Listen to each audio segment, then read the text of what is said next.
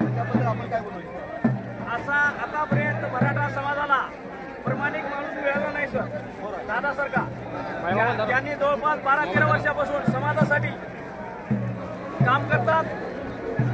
हे कधीच कोणाशी मॅनेज होणारे माणूस नाही.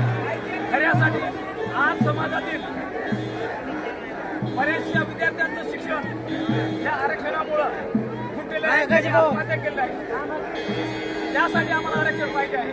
त्यासाठी आमच्या मनोदादा सर्वत्र समाज एका ठिकाणी करून असा इमानदार माणूस पुन्हा होणे नाही.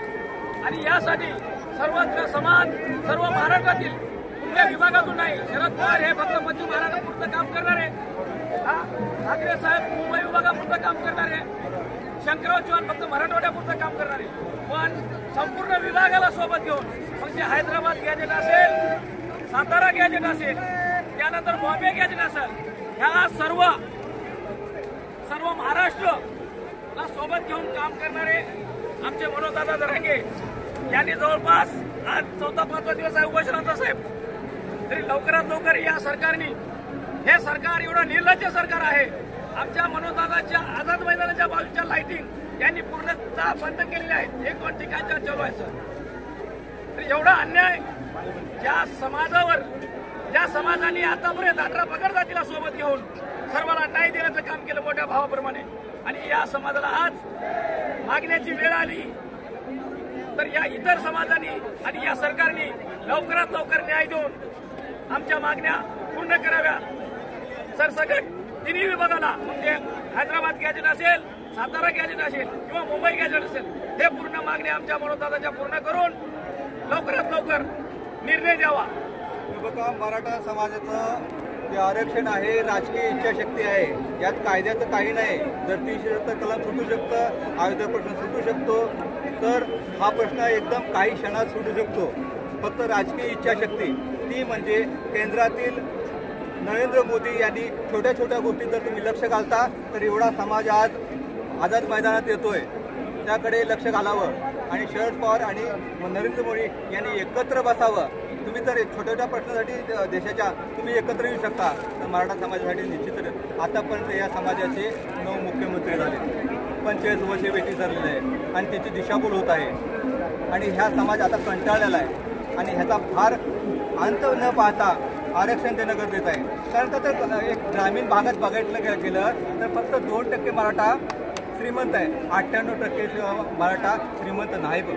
कारण का तर मी 2016ला संत दामाजी कारखान्याचे चेअरमन, संस्थापक चेअरमन, त्यांना मी प्रश्न विचारला होता की मराठा आरक्षणाबद्दल तुम्हाला काय वाटतं. त्यांना जवळजवळ 250 एकर जमीन, पण दुसऱ्या बाजूला आमच्या इथे जे मुंबईत आलेत त्यांना 4 एकर जमीन, त्यात पाऊस पडत नाही. आणि 1 वर्ष सूर्यफूल केलं होतं. ट्रॅक्टर, बी आणि हार्वेस्टर यांचं जेव्हा सर्व पैसे गेले तेव्हा 0 पैसे आले. त्यापासून शेती आम्ही मुंबईत नोकरी करतो, पण ह्या मराठा समाजाचं पूर्ण जीवन ह्या शेतात आहे. 1 वर्ष पाऊस पडतो, 1 वर्ष पाऊस नाही पडणार, त्यामुळे तो माणूस कर्जबाजारी होतोय. आणि आज महाराष्ट्रात जर देशात हा पहिला नंबर असला तरी पण हा महाराष्ट्र शेतकऱ्यांच्या आत्महत्येत पहिला क्रमांक आहे. हे विसरता का? आज महाराष्ट्र सर्वांना जगवतोय आणि हा मराठा समाज सीमेवर रक्त सांडतो आणि शेतात घाम गाळतो. त्या समाजाला आरक्षण त्यांच्या मुलाबाळाच्या शिक्षणासाठी पाहिजे, नोकरी पाहिजे, एक माफक जी त्यांची इच्छा आहे त्याबद्दल आपण काय बोलतो. सर, तुम्ही आता आत्महत्याचा विषय काढला म्हणून बोलतो. महाराष्ट्रात जर तुम्ही आकडेवारी काढला तर सर्वात जास्त मराठा समाजाच्या आत्महत्या झाल्या दिसतील तुम्हाला. सर्वात जास्त फरक आहे. इतर कोण्या समाजाच्या तेवढ्या आत्महत्या नाहीत. कारण का त्याला कारण जे आहे, इकडे बाजारपेठ मिळत नाही. सर्व मराठा समाज हे शेतीवर अवलंबून असणारा समाज आहे, कुणबी म्हणून. आज दुसरी गोष्ट, हा समाजाकडे 12 बलुदारांना काहीतरी त्याचे उद्योगधंदे आहेत, पण ह्यांचं पूर्ण जीवन शेतीवर अवलंबून आहे. आणि अशा या समाजासाठी एक सरकारची दया, ज्या मराठा समाजाने पत्री सरकार ब्रिटिशांच्या पायात घोड्याची नाळ मारली आणि ज्या समाजातून छत्रपती शिवाजी महाराज येतात त्या समाजावर अन्याय होता कामा नये, त्यांचा संयमाचा अंत बघता कामा नये, ही जी इच्छा असेल तुमची. हो सर. जय हिंद. एक मराठा, लाख मराठा, एक मराठा. हाक मराठा. छत्रपती शिवाजी महाराज की जय. छत्रपती शिवाजी महाराज की जय. आता एक शेवटचं मी बोलू इच्छितो. जसं 15 ऑगस्ट हा आपल्यासाठी महत्त्वाचा होता, तसा 29 ऑगस्ट सुद्धा महत्त्वाचा आहे. आणि छत्रपती शिवाजीच्या महाराजांच्या स्मारकासाठी जे सरकार इतक्या दिवस ते जागा शोधत होते, ती जागा आपल्याला आझाद मैदानात सापडलेली आहे. आणि मराठाचं आरक्षण तर 100% आपल्याला मिळणारच आहे. पण ते आता छत्रपती शिवाजी महाराजांचं स्मारकसुद्धा इथं आपल्या आझाद मैदानात व्हावे, कारण त्याचा देशाला आझाद सुपुत्र, लोकशाही, रयतेचा राजा हा छत्रपती शिवाजी महाराज आहे. हीच मागणी मराठा समाजाकडून आहे. वकील साहेब आहेत.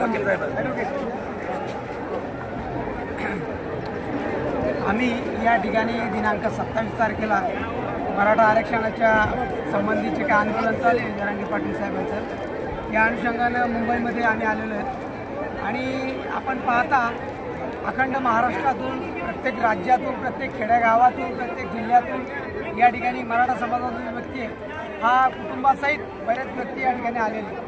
आणि यापूर्वी असं 2 वर्षापूर्वी जे आंदोलन झालं त्यावेळेस महाराष्ट्र सरकारनं मुंबई शहरात येण्यापासून आम्हाला मज्जाव केला होता. परंतु आज 29 तारखेला जे काही आंदोलन या ठिकाणी उभा टाकलेलं उपोषण, त्यानिमित्तानं सर्व महाराष्ट्रीयन या ठिकाणी मुंबई शहरामध्ये दाखल झाले. आणि मला आपल्या माध्यमातून सांगायचं आहे की महाराष्ट्र राज्य सरकार, मुख्यमंत्री देवेंद्र फडणवीस साहेब असतील आणि त्यांचं इतर शिष्टमंडळ असेल, त्यांनी आम्ही या ठिकाणी जेव्हा आलो 27 तारखेला, या ठिकाणी माननीय उच्च न्यायालयानं या मनोजदादा जरांगे पाटील यांना आंदोलन उभा करण्यासाठी 1 दिवसाची परमिशन दिली होती. आणि आपण पाहतो त्या ग्राउंडवर आम्हाला त्या ठिकाणी परमिशन दिली. त्या ग्राउंडची जर आपण आज घडीला जर अवस्था पाहिली तर त्या ठिकाणी बसण्यासारखं आपण ग्राउंड बघू. कोणतीही जागा त्या ठिकाणी उपलब्ध नाही आहे.